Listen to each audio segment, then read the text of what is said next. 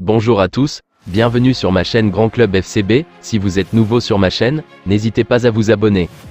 Pour préparer l'avenir, le FC Barcelone pourrait bien venir piocher dans la fabrique à pépites du Borussia Dortmund.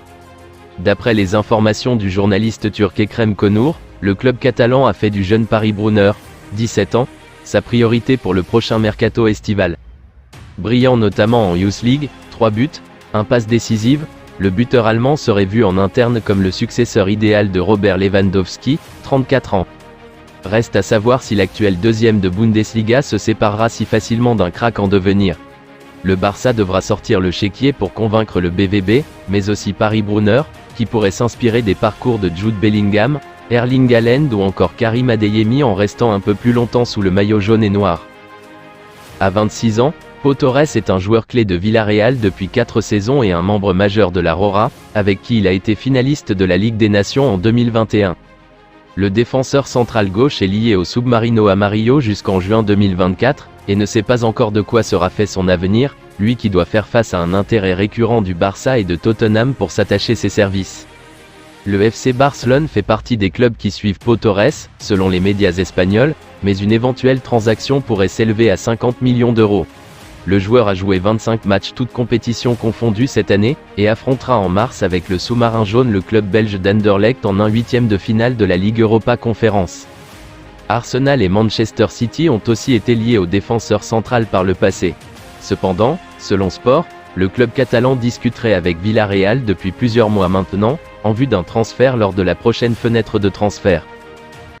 L'Inter Milan veut jouer un mauvais coup au FC Barcelone.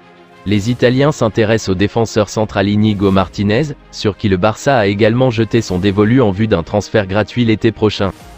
L'avenir d'Inigo Martinez est encore incertain. Sous contrat avec l'Athletic Bilbao jusqu'au 30 juin, le défenseur basque n'a pas encore décidé s'il souhaite prolonger ou changer de club à la fin de la saison. Les Blaugrana suivent la situation du joueur de 31 ans avec attention.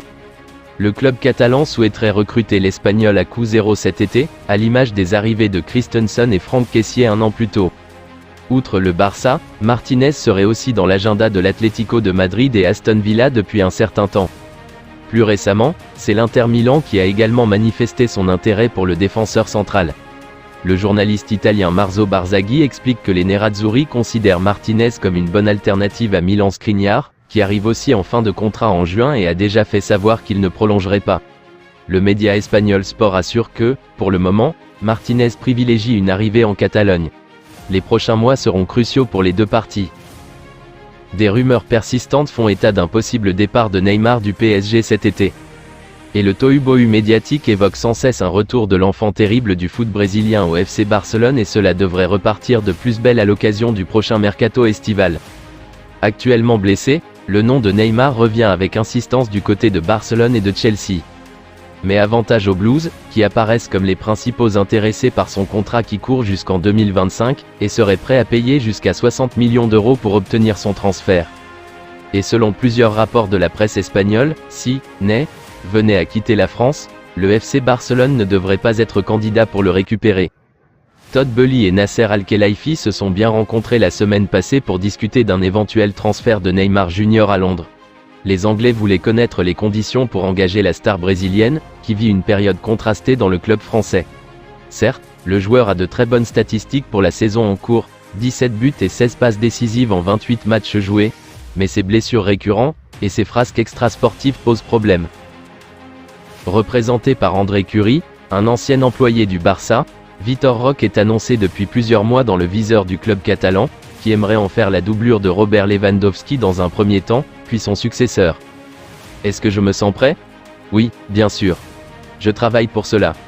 Les compétitions auxquelles j'ai participé l'année dernière, la Libertadores et le Brasileirão, m'aideront à être bien préparé lorsque j'irai en Europe.